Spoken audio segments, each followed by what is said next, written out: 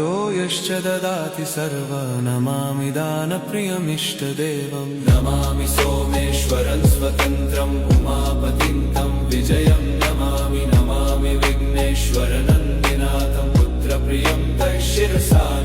नमामि देवं भवदुःखशोकविनाशनं चन्द्रधरं नमामि नमामि गङ्गाधरमीशमीड्यमुमाधदं देववरं नमामि नमाम्यजादिशपुरन्दरादिसुरासुरैरचितपादपद्मं नमामि देवी मुखवादनान इक्षार्थमक्षित्रितयं यैष पञ्चामृतैर्गन्धसुधूपदीपैर्विचित्रपुष्पैर्विधैश्च